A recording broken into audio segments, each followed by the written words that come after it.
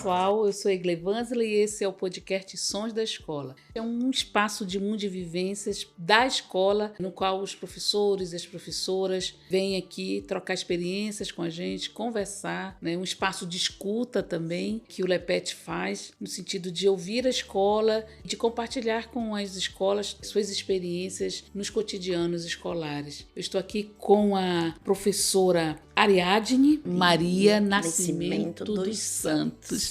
Ela que é da escola Chico Mendes, ambientalista Chico Mendes, mas que carinhosamente é chamado de Chiquine, né? A Márcia fala Chiquinho, estou indo para o Chiquinho, que é uma escola da zona rural, né? Uma escola do campo, que fica na zona rural da cidade de Manaus. Ariadne, um prazer te receber. Seja bem-vinda. Obrigada, professora. Estou muito feliz, viu?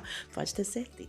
Que bacana. O podcast é esse espaço da escola. A gente decidiu fazer isso para as escolas mesmo, né? Para a gente ouvir, para trazer os sons das escolas, os sons e a pluralidade de sons das escolas. Então, eu começo falando um pouco de ti. Fala aí um pouco da tua experiência. Como foi que você se tornou professora? Por que você fez essa escolha? Quando nós iniciamos, né? A Márcia fez essa mesma pergunta. A professora Márcia é a nossa professora maravilhosa, linda.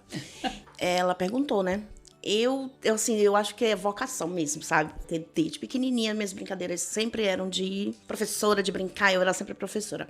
E eu me inspirei muito numa professora minha do primeiro aninho, tia Beth. Eu não sei se ela ainda está viva hoje. Gente, uma pessoa maravilhosa, professora assim que marcou a minha vida, a minha trajetória e fez com que eu me tornasse uma professora. E eu queria muito ser igual a ela. A tia Beth, ela assim, super dinâmica, didática e ela ensinava brincando. Então eu falava assim que eu queria ser igual a tia Beth. E aí fui pro IEA, né? E no meu primeiro ano de estágio eu fui contratada no La Salle. Eu morava no Dom Pedro, já fui contratada, sem experiência nenhuma. E fiquei lá, depois fui pro CIEC, só para escolas particulares assim, boas, e eu sem experiência nenhuma, né? Só que eu acho que eu tinha esse dom, essa vocação, né? Depois trabalhei em Taquatiara, sou concursada lá em Taquatiara também, fui para uma escola lá. E lá que eu fiz a formação da UEA. Eu sou formada em Normal Superior, na primeira turma também. Tu é egressa da Escola Normal Superior. Sou. Nossa primeira turma foi. E eu colei grau aqui, nesse prédio daqui. E aí depois fiz o concurso de Manaus também e passei aqui. Então eu sou concursada nas duas, em Taquatiara e aqui. Mas tu dá aula lá também? Não, eu tive que optar, fazer escolha. É. E aí eu fiquei aqui. E hoje eu trabalho lá no Chico Mendes com correção de fluxo. Com alunos com distorção e idade séria, né? Então, assim, a gente todo dia é uma batalha, né? Principalmente com esses alunos que eles já têm todo um histórico, né? Toda uma dificuldade de aprendizagem, né? Que eles já vieram, por vários motivos, né? Já vieram com essa distorção. Então, a gente tem que ter um olhar maior e bem mais carinhoso com eles, né? Porque interfere tudo, o pessoal, o profissional, tudo. Não tem como ser professora sem ter afeto, né? Sim, você acaba, assim, entrando na vida do aluno mesmo, na vida pessoal do aluno e da família. Porque são alunos que a gente tem que resgatar. Tem que ir na casa, porque eles não têm aquele muito interesse em vir para a escola. Falta 1 mês, 2 meses. Então, tu tem que ir lá buscar esses alunos. E aí, você acaba... Eu tô 8 anos no instituto, né? E você acaba se envolvendo mais e pegando mais táticas como você fazer com que aqueles alunos tenham interesse em voltar para a escola. Fazer um curso de formação continuada. Qual a importância da formação continuada no teu processo de profissionalização? A Ave Maria foi muito importante, porque a gente tem que estar se reciclando sempre. E isso vocês tiveram toda aquela preocupação em nos auxiliar no momento, assim, nas nossas dificuldades, no que nós precisávamos, né? As offices foram em cima disso, das nossas dificuldades. O que a escola estava precisando, o que eu necessitava. Então, vocês tiveram toda essa preocupação em nos trazer todos esses recursos, né? Para a melhoria do nosso trabalho mesmo em sala de aula. E vou resumir já vou falar da importância da UEA, dessa formação do curso lá na escola, porque como nós temos assim uma vida bem corrida, é difícil você dar continuidade na tua graduação, você arranjar um tempo. E vocês tiveram essa preocupação de levar a formação lá para a escola, colocaram os estagiários para ficar na nossa sala, os alunos não tiveram perda nenhuma, eles ficaram o tempo inteiro sendo apoiados, né? E os meninos são maravilhosos. As pessoas que ficavam na minha sala,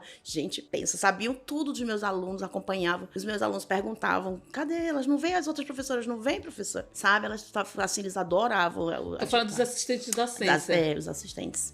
Eu digo sempre, gente, serão os melhores professores desta cidade de Manaus. eles estão assim, escrevendo bem. Sim, são maravilhosos. E fazendo essas experiências, né? Professorando, como eles falam. Agora a gente vai professorar. E vão pra lá porque infelizmente eu não lembro o nome das meninas, né? Porque eu deveria ter anotado para me falar, porque elas foram maravilhosas. Meus alunos, assim, ficaram encantados com o trabalho delas. E elas ficaram, assim, tão de parabéns. Mesmo. A turma que ficou lá na minha sala e lá no ambientalista estão de parabéns. Olha, e a professora Quitéria, quando ouvir isso, ela vai...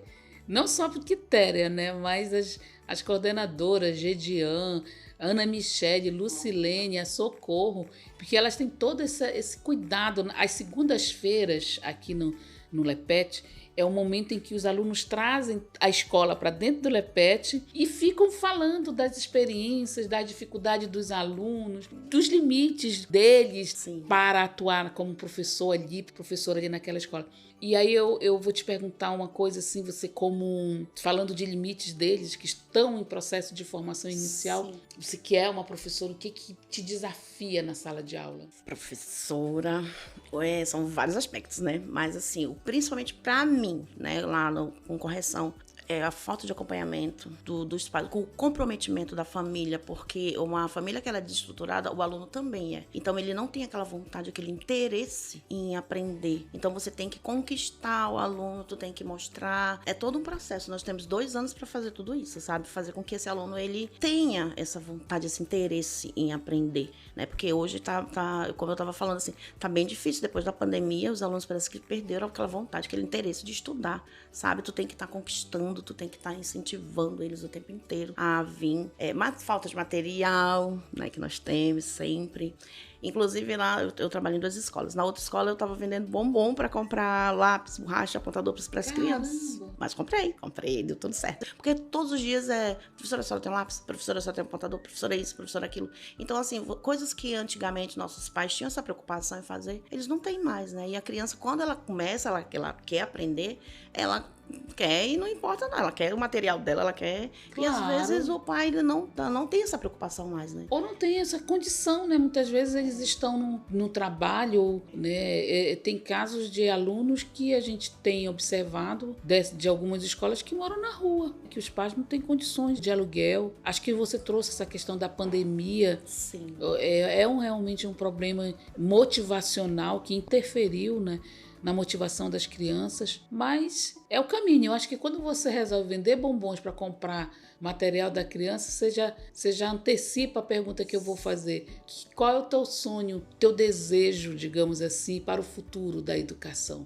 O meu maior desejo, né? A gente procura fazer, eu acho assim que, como eu já trabalho muitos anos na rede pública, né? Eu vejo que tem muitos professores assim super comprometidos com o que faz. Então eu acho assim que o que falta para nós executarmos um trabalho melhor é essa falta de incentivo do poder público, né? Em nos apoiar, nos dar o material, aumentar nosso dinheiro, né? Salário é importante. Com certeza. Você tendo uma estrutura na escola, eu acho que o professor ele faz, porque todo professor ele tá ali, ele tá qualificado para fazer aquilo. Então, eu espero que tenha esse olhar, né, esse maior olhar assim, para a educação, para que a gente possa executar nosso trabalho melhor, né? E assim, os pais acompanhem mais, né, os seus filhos. Que, assim, eu sempre fui apaixonada pela educação e eu sempre vou botar a educação sempre em primeiro plano e dizer que tá tudo bem. Porque o que importa é o que nós fazemos na sala de aula. Todo dia tu vai, tu se recicla, tu tenta procurar e fazer o melhor. Então, se você tiver esse pensamento, todo dia tá bem, todo dia tá melhor, tua aula tá bem. E você vai,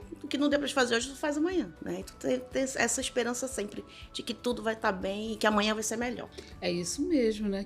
Que bom te ouvir. Muito obrigada, Ariadne, por ter aceitado estar aqui com a gente nesse podcast que quer ouvir, que quer conversar, né, que quer trazer os sons da escola para cá, para dentro da universidade e para ecoar, né? Ecoar pela sociedade de modo geral. Muito obrigada. Eu que agradeço a oportunidade. Nossa graduação foi maravilhosa. A professora Márcia, que é um anjo na nossa vida, ela teve a preocupação em saber da vida de cada um, a particularidade, os teus problemas. Eu estava passando pelos problemas, ela, na hora, ela se abriu, né? A senhora também, muito obrigada, viu? Obrigada. Por vocês terem, assim, entendido, né? Às vezes a gente tá com os problemas e você não consegue, né? Por mais que você diga, deixa meu problema em casa, mas a gente muitas vezes não consegue. Não deixa, né? Não tem como. Então, assim, vocês tiveram toda essa preocupação. Deixasse o corpo também. Né? A cabeça. Aí vocês tiveram toda essa preocupação em saber cada problema individual de cada aluno, né? E pra gente poder chegar na nossa reta final, o nosso diretor, não posso esquecer. Não esqueça do diretor que permitiu tudo isso acontecer. Edil Gama, não posso esquecer o nosso pedagogo Oterglan, né? O nosso diretor maravilhoso Edil Gama. E todos os professores, porque nós somos um grupo, nós somos uma equipe, né? E então, lá na escola nós trabalhamos em grupo, em família, procurando fazer sempre o melhor para cada aluno. Muito obrigada a vocês também. Imagina, a gente que agradece. Quando a gente te escuta falando essas coisas, a gente tem certeza de que o caminho de uma educação sensível é um caminho de uma educação transformadora. Sim. Não é isso? Sim. Gente, encerramos aqui. Muito obrigada, Ariadne. A gente se encontra depois. Beijo. Obrigada Beijo, a todos. tchau, tchau. Tchau.